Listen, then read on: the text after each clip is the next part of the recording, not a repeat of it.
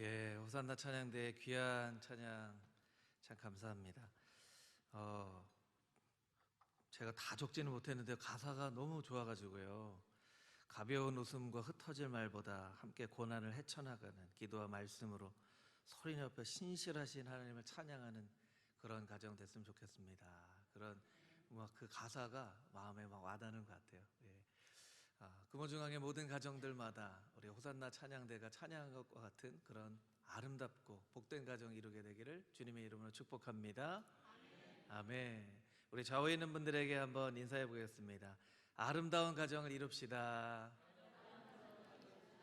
다시 한번 인사해 볼까요? 복된 가정을 이룹시다. 예, 아멘. 찬양을 듣고 있으니까 그런 가정, 그런 교회가 되는 막 꿈이 이렇게 꿔지는 것 같습니다. 네.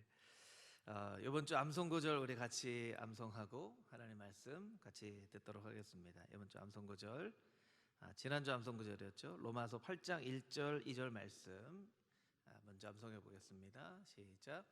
그러므로 이제 그리스도 예수 안에 있는 자에게는 결코 정죄함이 없나니 이는 그리스도 예수 안에 있는 생명의 성령의 법이 죄와 사망의 법에서 너를 해방하였습니다. 로마서 8장 1절 2절 말씀. 아멘.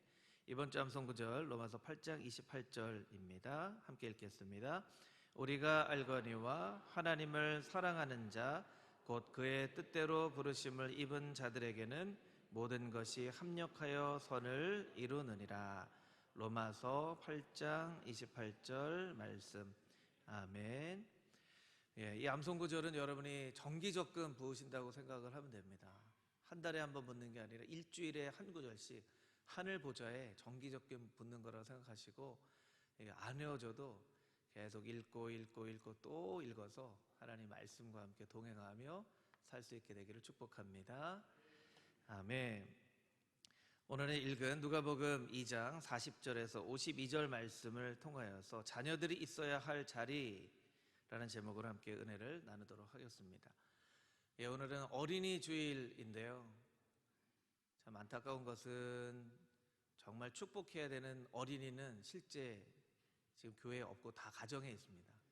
네, 아마도 역사상 어린이 없는 첫 번째 어린이 주일이지 않을까 이런 생각을 해보게 됩니다. 코로나 바이러스가 빨리 종식이 돼서 정말 교회에 그 어린 자녀들은요 그냥 돌아다니기만 해도 보고만 있어도 그 생명력의 그 은혜를 받게 되는 것 같아요. 그래서 우리 자녀들이 교회에 와서 예배하고 함께 우리 어린 자녀들이 예배하는 것을 볼 수 있으면 좋을 텐데 참 그 날이 곧 오게 될 줄 믿습니다. 그런데 한번 이렇게도 생각을 해봤어요. 어쩌면 우리가 잘못하면 앞으로 어린 자녀가 없는 교회가 되어질 수도 있을 수도 있다. 지금 코로나 바이러스 때문에 자녀들이 교회에 나오지 못하는데 이 부모 세대가 신앙생활을 잘하고 자녀들에게 신앙의 모범을 보일 뿐만 아니라 신앙의 정말 큰 기쁨을 삶으로 자녀들에게 보여주고 나타내지 않으면 우리 자녀들이 신앙생활하는 게 저렇게 재미없는 일이구나, 저렇게 지루한 일이구나, 저렇게 참 불평불만이 많은 거구나, 나는 그러려면 교회를 안 다니는 게 낫겠다 이렇게 생각을 하고 교회를 떠나버리는, 그래서 교회 안에 자녀들, 어린 자녀들을 찾아볼 수 없는 그런 때가 올 수도 있다고 생각을 하니까 정신이 번쩍 들더라고요. 실제로 제가 잠깐 살았던 미국이나 뉴질랜드에 있는 그런 교회들을 보면 다 그런 건 아니지만 정말 어린 자녀들이 없는 교회들이 있습니다. 영국에도 있고 프랑스에도 있고 독일에도 있죠. 아니 우리나라에도 지금 있습니다. 우리나라에도요 교육부서가 없는 교회들이 많이 생겨나고 있습니다.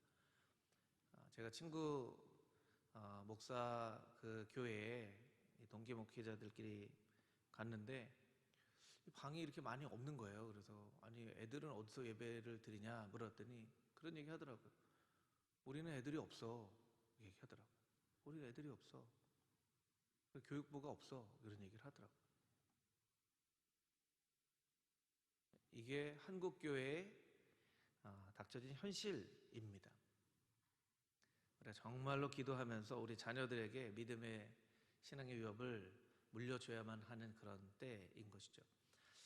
미국과 뉴질랜드와 또 영국, 유럽의 그런 교회들은 왜 자녀들이 교회를 떠나는, 자녀들이 없는 교회가 되어졌는가? 그들이 인본주의와 진화론, 동성애, 인간 편의주의를 그냥 그대로 무분별하게 받아들인 것이죠. 코로나 바이러스 때문에 아이들이 교회 나와서 예배를 드리지 못한다면 그런 우리보다 복음을 먼저 받아들였던 그런 교회들은 이런 인본주의와 진화론, 동성애가 바이러스라는 생각을 하지 않고 하나님이 말씀하신 말씀대로 신앙생활을 하는 것이 아니라 세상의 가치를 하나님 말씀보다 더 위에 높은 것으로 놓아서 성경에 쓰여 있어도 다 세대가 이렇게 흘러가고 모든 사람이 이렇게 생각을 하는데 하면서 이 세대의 이론으로 하나님의 말씀을 바꾸려고 때로는 덮어버리려고 시도를 한 결과가 바로 이런 결과들이 되어지는 것이죠. 자녀들이 사라지는 그런 교회가 나타나게 되는 것이죠. 오늘 본문 말씀에도 보면 갑자기 자녀가 사라지는 일이 일어났죠. 그 자녀는 우리가 잘 아는 것처럼 어린 소년 예수님이십니다. 우리 41절부터 47절까지 있는 말씀을 같이 한번 다시 읽어볼까요? 41절에서 47절 함께 읽겠습니다. 그의 부모가 해마다 유월절이 되면 예루살렘으로 가더니 예수께서 12살 되었을 때에 그들이 이 절기의 관례를 따라 올라갔다가 그 날들을 마치고 돌아갈 때에 아이 예수는 예루살렘에 머무셨더라. 그 부모는 이를 알지 못하고 동행 중에 있는 줄로 생각하고 하룻길을 간 후 친족과 아는 자 중에서 찾되 만나지 못하매 찾으면서 예루살렘으로 돌아갔더니 사흘 후에 성전에서 만난즉 그가 선생들 중에 앉으사 그들에게 듣기도 하시고 묻기도 하시니 듣는 자가 다 그 지혜와 대답을 놀랍게 여기더라. 아멘. 41절 42절의 말씀에 보면 요셉과 마리아는 관리에 따라 절기를 지키러 유월절에 어린 예수님을 데리고 예루살렘으로 올라가는 것이죠. 이 말씀을 통해서 알 수 있는 것은 요셉과 마리아는 정해진 관례, 관습, 전통을 아주 신실하게 잘 지키는 사람이었다라는 것이죠. 신실하게 관례를 잘 지켰던 요셉과 마리아가 어찌된 일인지 소년 예수가 잃어버린 지 하루 만에 소년 예수를 찾습니다. 우리가 신앙생활을 열심히 해도 소년 예수를 잃어버리는 것처럼 우리의 자녀들을 잃어버리는 일이 일어날 수 있다는 것이죠. 제가 이 본문의 말씀을 읽었을 때 잘 이해가 안 갔어요. 만약에 저희 셋째나 셋째가 올해 이제 12살이 됐고요. 넷째는 7살이 됐는데 이 셋째나 넷째가 만약에 없어진다면 얼마 만에 찾을까? 하루는 견디지 못할 것 같아요. 한 1시간만 눈에 안 보여도 예준이가 어디 갔지? 예담이가 어디 갔지? 이러고 막 찾을 것 같아요. 그런데 어떻게 하루 동안 소년 예수가 보이지 않는데 찾을 생각을 안 했냐는 것이죠. 그것을 깨달아 알 수 있는 본문이 이제 44절 말씀에 나와 있는데 44절을 여러분 한번 보시면 요셉과 마리아가 이렇게 생각을 했다는 거예요. 동행 중에 있는 줄로 생각하고, 우리 같이 한번 따라해 볼까요? 동행 중에 있는 줄로 생각하고, 동행 중에 있는 줄로 생각하고, 생각하다, 이 본문의 말씀을 웨스트민스터 채플의 담임 목사로 마틴 로이드 존스 목사님 후임으로 섬겼던 R.T. 켄달 목사님은 이렇게 얘기를 합니다. 이것이 바로 추정과 방심의 죄이다. 추정과 방심의 죄. 추정이라는 것은 지레 짐작하는 것이죠.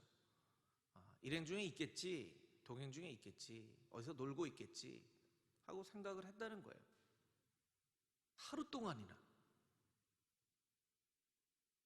삼시세끼를 밥을 먹는다면 밥 먹을 때라도 찾아야 되는데, 예전에 제가 어릴 때는 막 놀고 있으면 어머니가 이렇게 광고가, 저는 또 광고가라고도 안 불렀어요. 국이야, 국이야, 어디 있는지 모르겠지만 밥 먹으러 빨리 와라.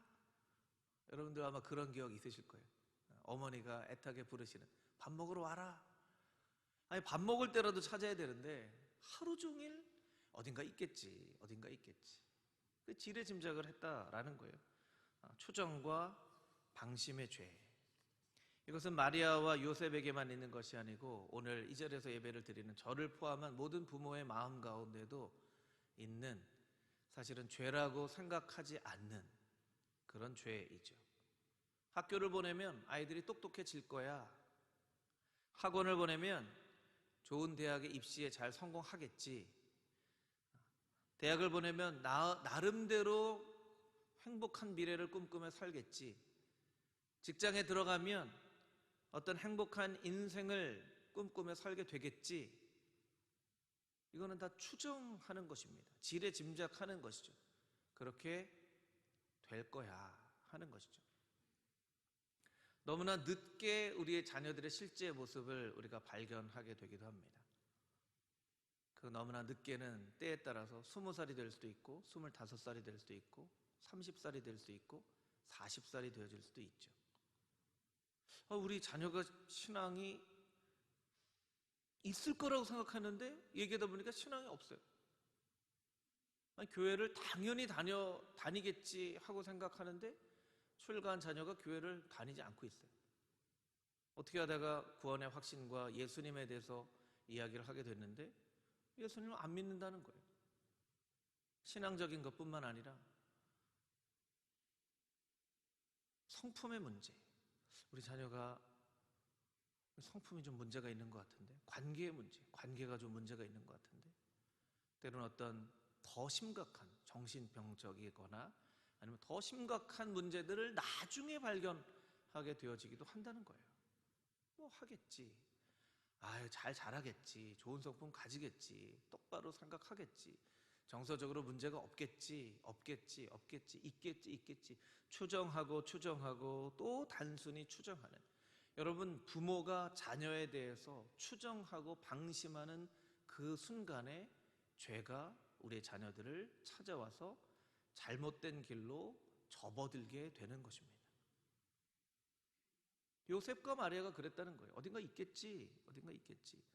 그런데 이 추정하고 방심하는 죄는요, 습관이 되어서 그 잃어버린 예수를 찾는 과정 가운데에도 드러나게 됩니다.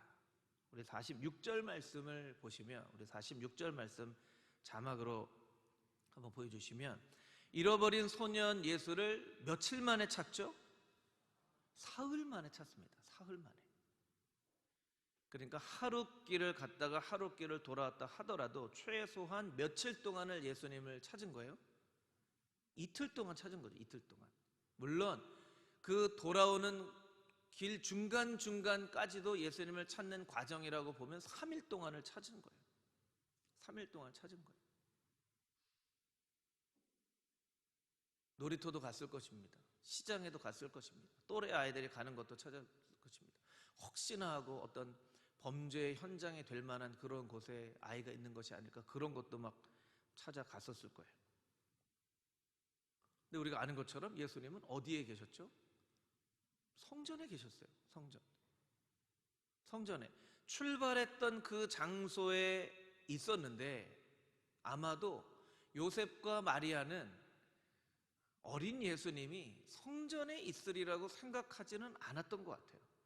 나중에 돼서야 혹시 성전에 있을까? 아유, 어린 아이가 성전에 있겠어 하고 성전에 갔더니 그 성전에 있는 거예요.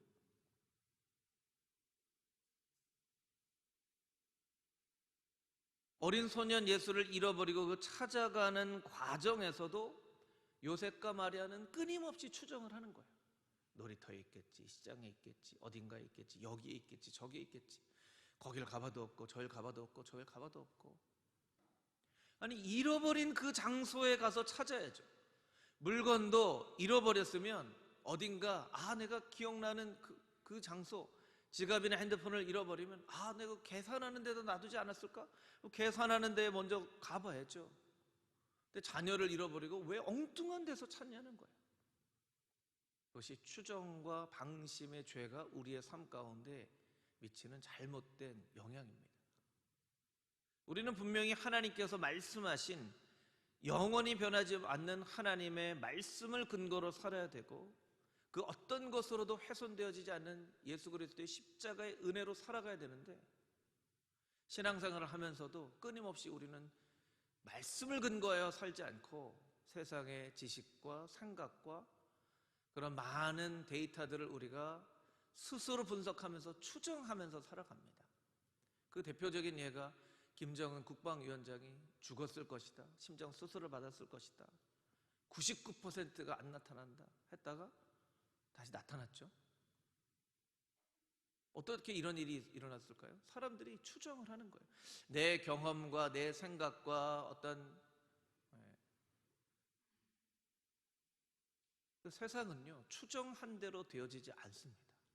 세상은 믿음대로 되어지는 것입니다. 하나님의 말씀대로 되어지는 것입니다.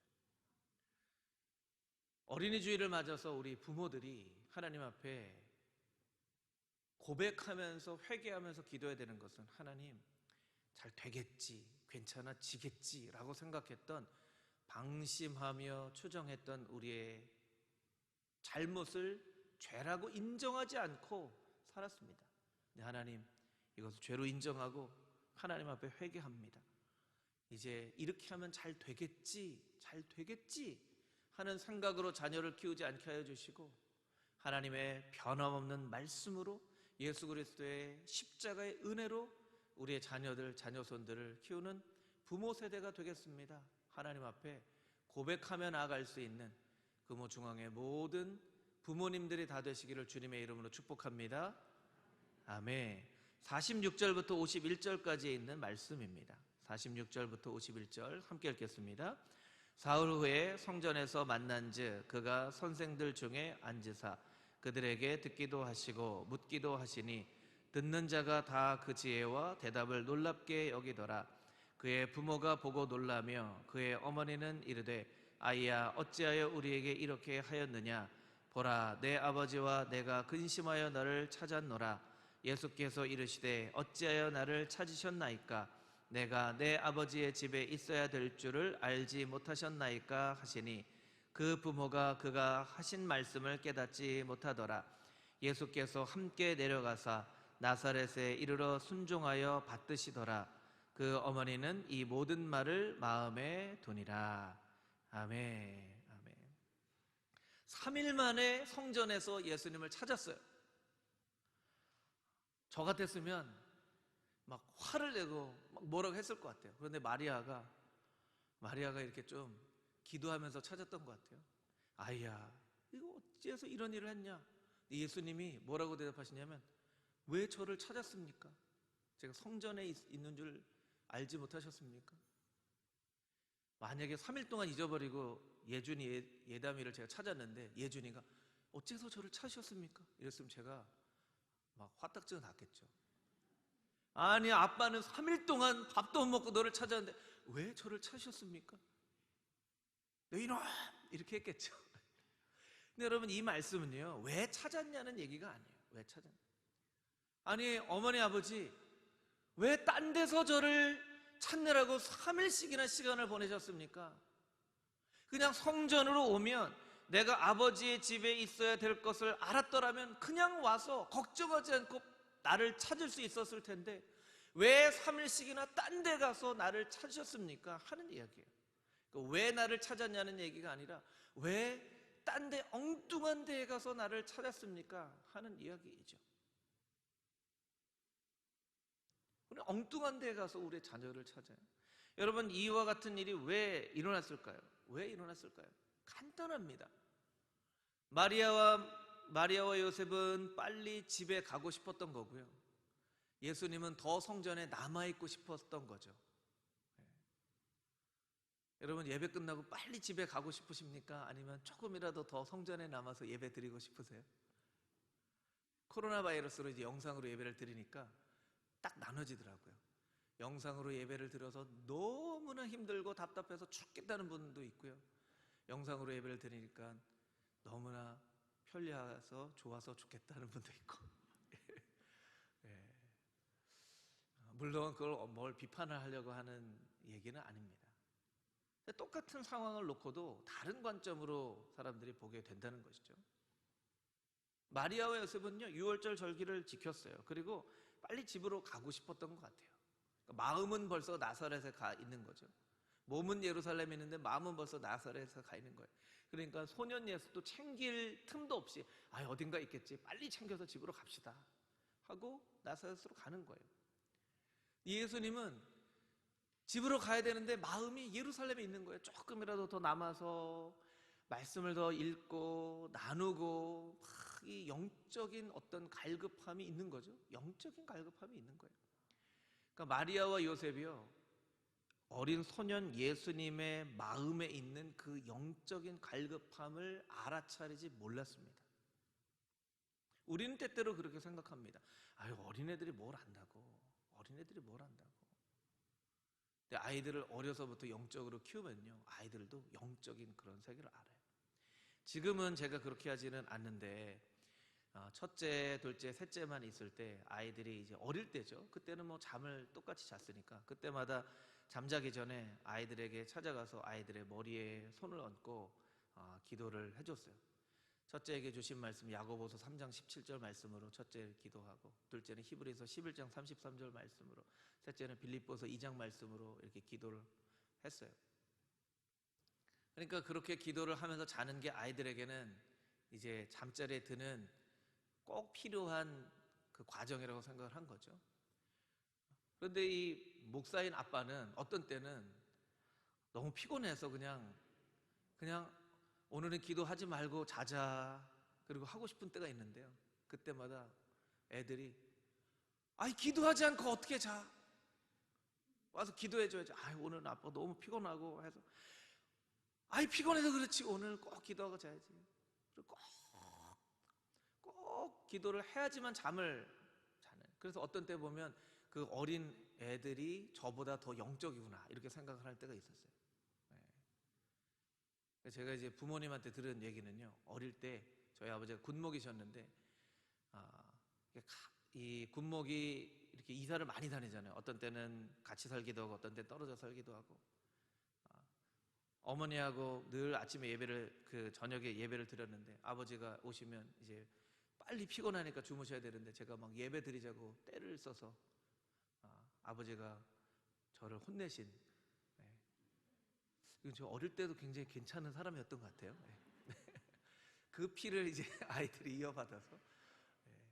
근데 부모들이 착각하는 게 있어요. 어리기 때문에 모를 거라고 생각을 해요. 어리기 때문에 기도하는 거, 예배 드리는 거, 말씀 묵상하는 거, 암송하는 거 모를 거라고 생각을 해요. 근데 아닙니다. 하나님이 인간을 영적인 존재로 창조하셨기 때문에 그 아이들은요, 태어나면서도 영적인 센서가 그 마음 가운데 있어요. 그러니까 어려서부터 자녀들을 그렇게 키우면 자녀들이 영적인 부분에 예민한 자녀들이 되어지는 것이죠. 우리가 성경 암송하고 잠언 묵상하는데요, 여러분, 우리 자녀들이 모를 거라고 생각하는 건 부모의 착각입니다. 그래서 아이들에게 잠언으로 묵상하고 암송하는 것들을 이렇게 생활 습관화되도록 해야 됩니다. 왜냐하면 소년 예수는 성전에 머물러 있기를 원했는데 부모들은 그냥 빨리 가버리기를 원했던 거예요. 이 잠언 20장 5절 말씀에 보면 이런 말씀이 있죠. 우리 자막으로 같이 한번 읽어보겠습니다. 시작. 사람의 마음에 있는 모략은 깊은 물 같으니라. 그럴지라도 명철한 사람은 그것을 길어내느니라. 아멘. 사람의 마음에 있는 모략, NIV 성경에 보면 목적, 퍼포즈라고 되어 있는데요, 사람의 마음에 있는 목적은 깊은 물처럼 숨겨져 있지만 명철한 사람은 그것을 길어낸다는 거예요. 어떤 때는 보면요, 내가 낳고 내가 키운 아이의 마음에 무슨 생각을 하고 있는지를 모를 때가 있어요. 저 아이의 마음에 무슨 생각을 도대체 하고 있을까? 부모들이 기도해야 될 거거든요. 이 세상에 변화되는 환경과 이걸 깨달아 하는 그런 지혜를 위해서도 기도해야 되지만, 하나님, 내가 낳은 저 아이의 마음 가운데 무슨 생각이 있는지 깨달아 할 수 있는 그런 지혜를 주십시오. 그렇게 기도해야 돼요. 지혜로운 사람은, 명철한 사람은 그것을 길어낸다고 하잖아요. 그러니까 자녀들의 마음 가운데 있는 그 생각을 알아차리지 못하면 자녀가 생각하는 것과 부모님이 생각하는 게 따로따로 놀 수 있다는 거죠. 그러면 요셉과 마리아처럼 어린 소년 예수를 성전에 놔두고 있는 줄로 생각하고 그냥 막 길을 걸어가 버리는, 그래서 나중에 될 때는 자녀들을 잃어버리는, 이게 오늘 본문 말씀 가운데는 물리적으로 아이를 잃어버리는 거지만, 오늘날로 보면 자녀가 있어도 부모와 전혀 상관없는 관계가 깨어지고 영적으로 통하지 않는 그런 자녀가 되어져 버리면 자녀를 잃어버리는 그런 결과가 되어지는 것이죠. 그래서 우리가 꼭 기억해야 될 것은 자녀들을 성전에 머물게 해야 된다는 것입니다. 우리 같이 한번 따라해 볼까요? 자녀들을 성전에 머물게 하십시오. 한 번 더 해보겠습니다. 자녀들을 성전에 머물게 하십시오. 예수님이 얘기하죠. 어찌하여 내가 하나님의 전에 있어야 될 줄을 알지 못하셨습니까? 여러분, 우리의 자녀들을 성전에 머물게 하기 위해서는 어떻게 해야 될까요? 너 교회 가, 이렇게 할까요? 부모님들이 성전에 머무는 삶을 살아야만 합니다.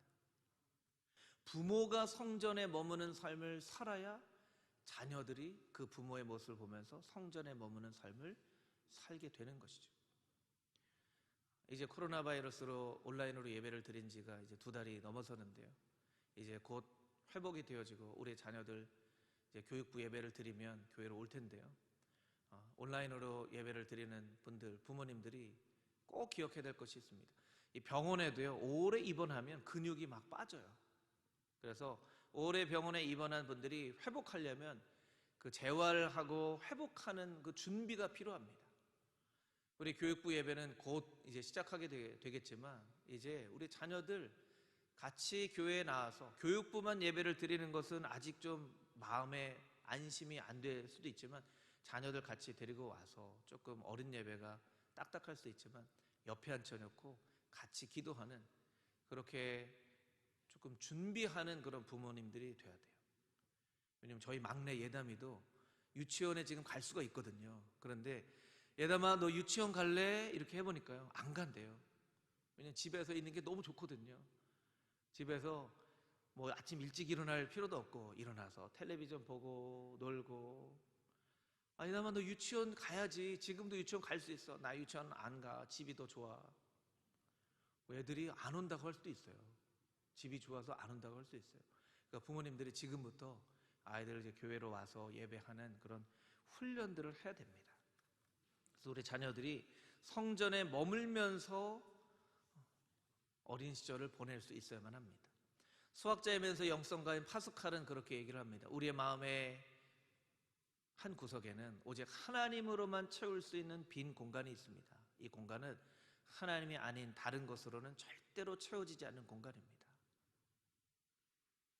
우리 자녀들이 그 마음의 빈 공간을 하나님으로 채울 수 있도록 지식으로만 하는 것이 아니라 경험으로 알 수 있는 하나님의 성전에 머무는 삶, 말씀 앞에 머무는 삶, 기도하는 삶, 은혜 안에 머무는 삶을 부모 세대가 보여주고 함께 경험하게 함으로 우리의 자녀들이 어려서부터 성전에 머물면서 살아야 되겠구나, 말씀 앞에서 살아야 되겠구나, 기도하면서 살아야 되겠구나, 은혜 안에 머물러 살아야 되겠구나 라는 것을 어려서부터 경험하고 알아야 자녀들이 나이가 들어서도 그 삶을 떠나지 않는 것이죠.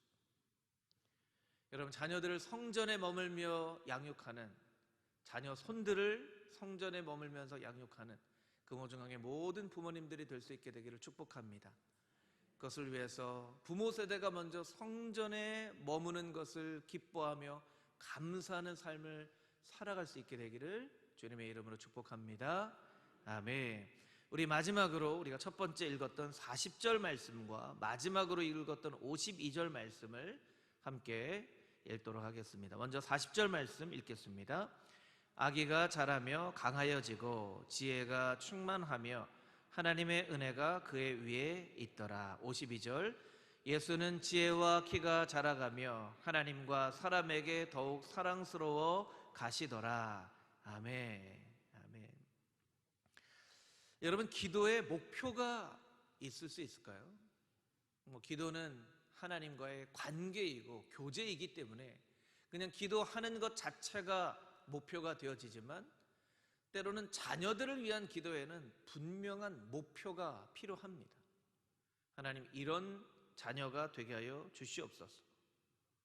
그냥 막연하게 하나님 그냥 잘 자라게 해주십시오, 착한 사람 되게 해주십시오, 똑똑한 사람 되게 해주십시오, 이렇게 기도하는 것이 아니라 분명한, 하나님, 나의 자녀는 이런 자녀가 반드시 되어지기를 원합니다 라고 하나님 앞에 요청하는 게 있어야죠. 여러분, 기도는 일종의 요청입니다.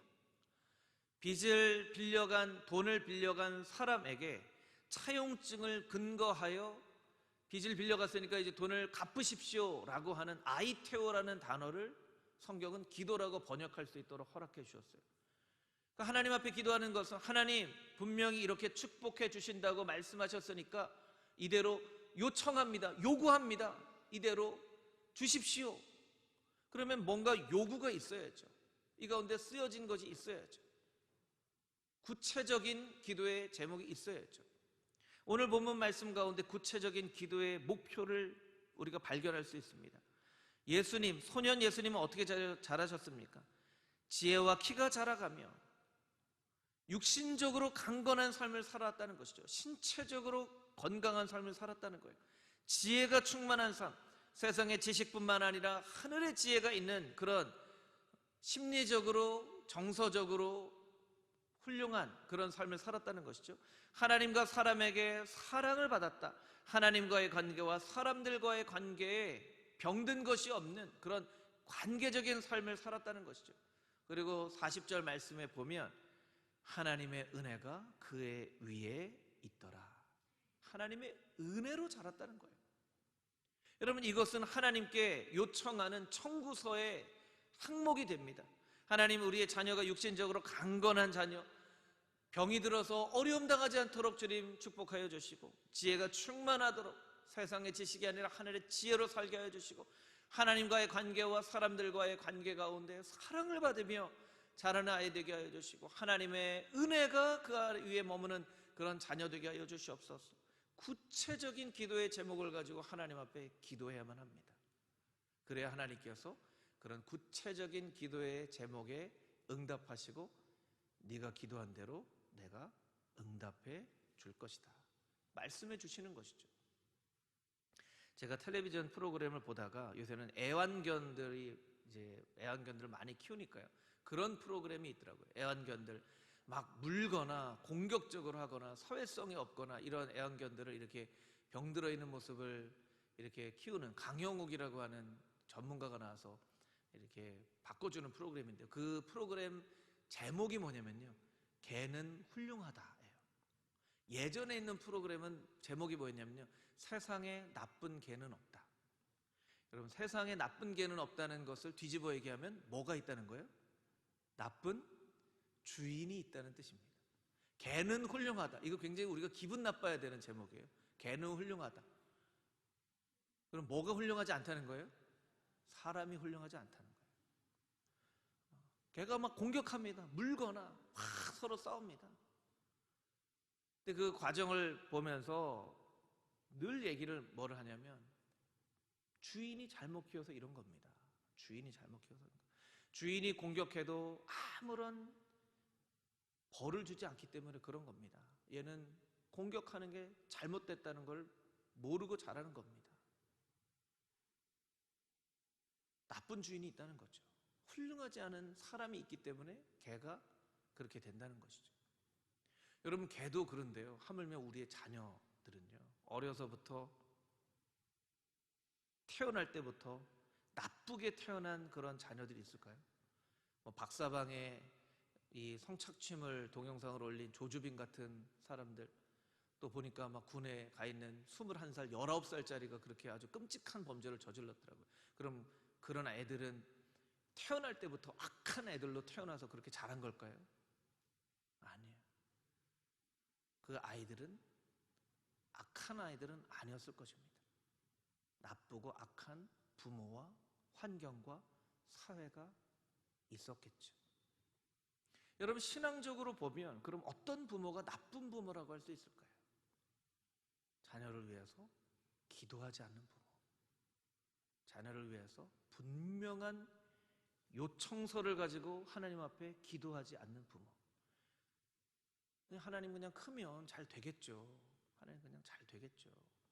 여러분, 이건 믿음이 아닙니다. 잘 되겠죠.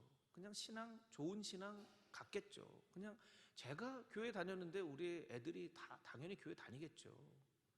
내가 예수님 믿었는데 우리 애들 당연히 예수님 믿겠죠.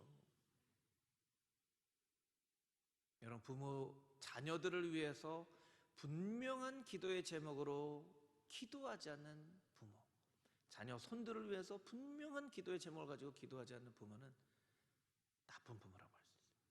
저는 여러분들이 나쁜 부모 되어지지 않게 되기를 축복합니다. 좋은 부모 되어질 수 있게 되기를 축복합니다. 어르신들도 많으셔서 이 자녀들이 다 커서 자녀 손들을 위해서 또 기도해야 되겠죠. 자녀 손들을 위해서 분명한 기도의 목표를 가지고 기도하십시오.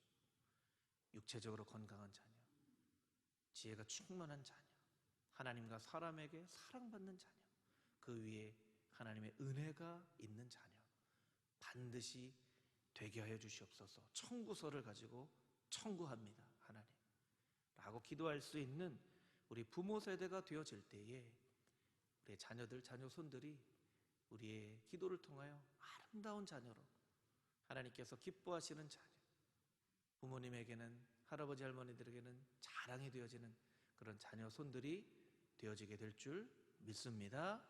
아멘.